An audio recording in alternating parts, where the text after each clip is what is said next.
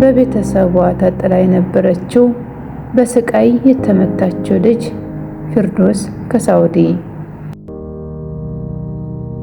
ይህ የቀልብ ዶክተር ድምፅ ነው። አልሐምዱሊላህ። ታካሚዎቻችን የሚድኑ በእኛ ኃይል እንዳይመስሎት፣ በአላህ ኃይል ብቻና ብቻ ነው። ከቀልብ ዶክተር ዓላማ ውስጥ የአላህን ተአምር ማንገስ ዋነኛው ነው። በየጊዜው በቀልብ ዶክተር ታክመው መዳናቸውን ማመን እስከሚያቀታቸው ሲቃይ የተናነቃቸው ሲገልጹ የአላህ ተአምር ምን ያህል የገዘፈና ግልጽ እንደሆነ ያሳየናል። ከህመም ወደ ጤነኝነት፣ ከጭንቀት ወደ ደስታ፣ ከጨለማ ወደ ብርሃን፣ ካላሰቡበት ወደ ስኬት የደረሱት በአላህ ተአምር ቢሆን እንጂ።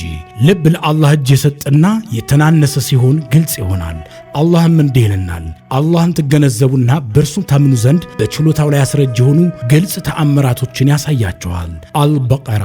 ኑ በአላህ ቃል የአላህን ተአምር እናግስ። ሕክምና ማግኘት ሲፈልጉ ይሄንን ሊንክ ይጫኑ።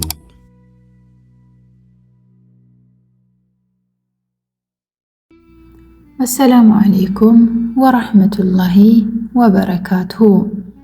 ውድና የተከበሯችሁ የቀልብ ዶክተር ቤተሰቦቻችን እንደምን ከረማችሁ?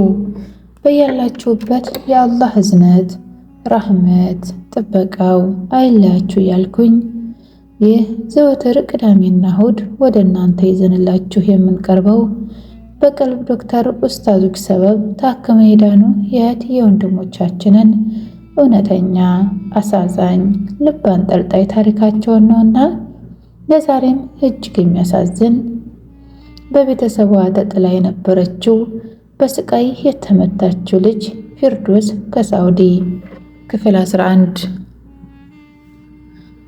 ይህ ለሁሉም የተፈቀደ አይደለም፣ ግን አንቺ በብዙ መከራ ውስጥ አልፈሻል እና የሩቅያው አካሄድ የፈቀደልሽ የመጨረሻው ስልት ነው።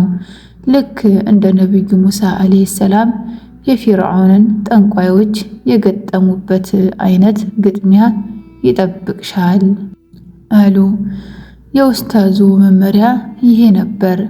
በፍጹም መረጋጋትና በኢማን ብርታት ብቻ እንድደውልላቸው፣ በንዴት ሳይሆን በቁርጠኝነት እንድናገር። ወዲያውኑ መልሳቸውን ሳልጠብቅ ስልኩን እንድዘጋ ነበር። እንዲህ በያት፣ አንቺ መተተኛ ሴት፣ አላህም በልብሴ ላይ ሲህሩን እንዳደረግሽ አመላከተኝ። አሁን እኮ አላህን ይዣለው፣ ጠብቂ ውድቀትሽን። ይህን በያት አሉኝ ኡስታዜ። ወላሂ ይህን ማድረግ ለኔ በጣም ከባድ ሆነ። ይህንን ማድረግ ከባድ ነበር፣ ግን ይህ የኔንና የቤተሰቤን ህይወት ከዚህ ስቃይ ነፃ የሚያደርግ የመጨረሻ እርምጃ እንደሆነ አወቅኩኝ። ባለቤቴ ከጎኔ ሆኖ ሲደግፈኝ ዋለ። ቀኑን ስልክ ኬት ላምጣ? የሁሉም ስልክ ጠፋብኝ። ከዛንም የአክስቴ ያሳደገቻትን ልጅ ፌስቡክ ላይ ፈልጌ እሷን ቶሎ ኢንቦክስ አረኩላት። የፈጠነ መለሰችልኝ። ስልክ ስጠይቃት ለምን ብላ በጣም ተገረመች። እኔም እስኪ የማግዛት ነገር ካለ ብዬ አልኳት። እሷም ሳታቅማማ ሰጠችኝ። የት ጠፍተሽ ነው ግን በህይወት አለሽ? ይገርማል አለችኝ። ይሄ አባባሏ አዎ ብዙ ማዕና አለው። በህይወት የማልቆይ መስሏቸው ሳያዝኑ ሳይሳሱልኝ ነው በሲህር የወገሩኝ። ግን ይወቁ፣ እውነት በመጣ ጊዜ ውሸት ወደቀ። በእርግጥም ውሸት ወዳቂ ነውና። ስልኳን ከተቀበልኩ ኋላ እየተንቀጠቀጥኩ ባለቤቴ ምን ያስፈራሻል እያለኝ ስልኩን አነሳሁና ለአክስቴ ደወልኩ። ስልኩ ረጅም ሰዓት ሲጠራ ባላነሳችሁ ብዬ እየተማጸንኩ ነበር፣ ግን ቆይቶ ሊዘጋ አካባቢ አነሳችው።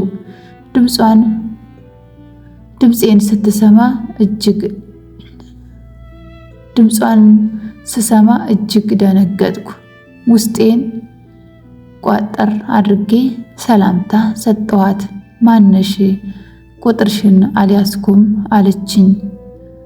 ከባለቤቴ አይዞሽ ባይነትና ከአይኑ ኃይል እየወሰድኩ መተንፈሴን አስተካክዬ ጮክ ብዬን በቁርጠኝነት ተናገርኩኝ። አክስቴ አሁን በደንብ አድምጪኝ። ፊርዶስ ነኝ፣ አንቺ መተተኛ ሴት። አላህም በልብሴ ላይ ሲህሩን እንዳደረግሽ አመላከተኝ።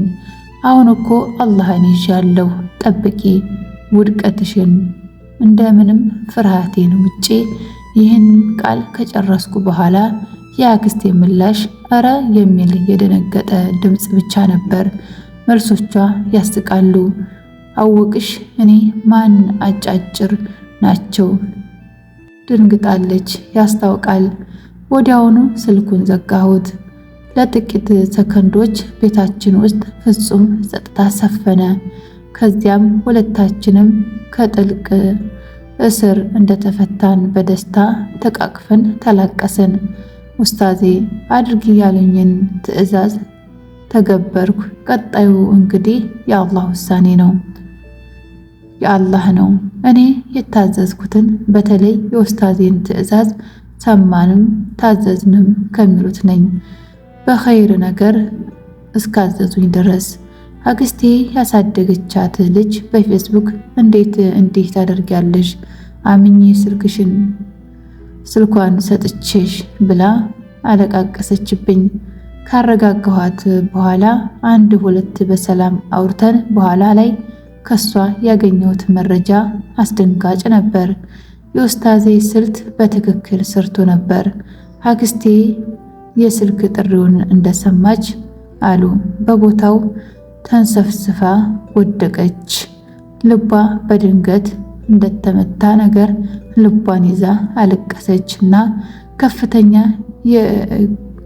የእጅና እግር መደንዘዝ ተሰማኝ ስትል ነበር አሉ። ሚስጥሯ በመገልበጡና እኔ በአላህ መጠጊያ ውስጥ በመሆኔ ምክንያት የነበራት የክፋት ኃይል ሙሉ በሙሉ ፈረሰ። ሲህር በአድራጊው ሲመሰረት ተመልሶ አድራጊውን ራሱ ጊዜ ጠብቆ ይመታል። አክስቴ የሰላምታዬን ቃል ከሰማች በኋላ ትተኛ በነበረችበት ቦታ ጮክ ብላ መጮህ ጀመረች። በመተቱ ምክንያት በህይወቷ ውስጥ የሰፈረው ኃይል ተመልሶ እሷን መጉዳት ጀመረ። እንደውም ያሳቀኝ የአክስቴ ልጅ አባባል አንቺ የት አስጠንቆለሽ ነው እሷ መሆኗን ያወቅሽው ስትለኝ ስቄ እንዲህ ነበር ያልኳት።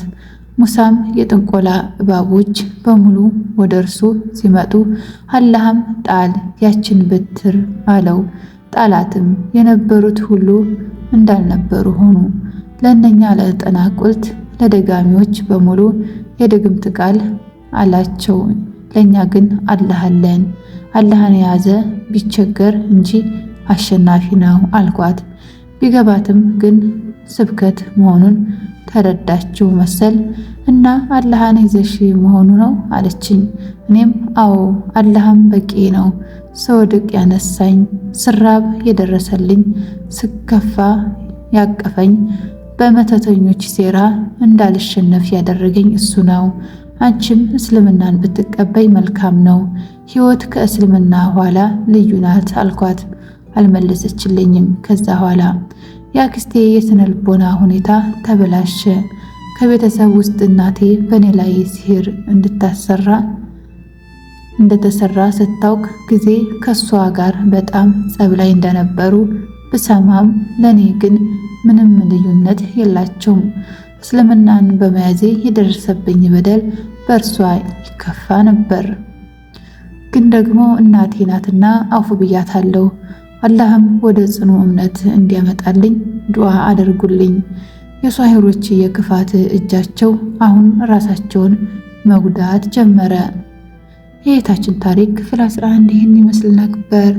ላይክ፣ ሼር፣ ሰብስክራይብ እያደረጋችሁ ለሌሎች እንዲዳረስ አድርጎ በክፍል 12 እስክንገናኝ ድረስ ኢንሻአላህ። ሰላሙ አለይኩም ወራህመቱላሂ ወበረካቱሁ።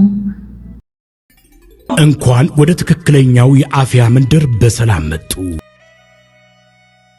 የቀልብ ዶክተር በሲህር በጅን በአይንናስ እንዲሁም የስነ ልቦና ጫና የደረሰባቸው የሰው ዘር ፍጥረታት በሙሉ ታክሞ የሚድኑበት ነው። ሕክምናው በቁርአን፣ ሕክምናው በአስካሮች፣ ሕክምናው በዱዓዎች በሰደቃ የሚካሄድ ሲሆን ነቢያዊ ሱናን በተመረኮዙ እጅግ ጥበብና እውቀትን ባካበቱ የሩቃ ዶክተሮች ይታከማሉ። እወቁ፣ ሕክምናው ሸሪዓዊ ብቻ ነው። አያምልጦት፣ እድሉን ይጠቀሙ። ባሉበት ሆነው ራስዎን ያክሙ። ሕክምና ማግኘት ሲፈልጉ ተከታዩን ሊንክ ይጫኑ።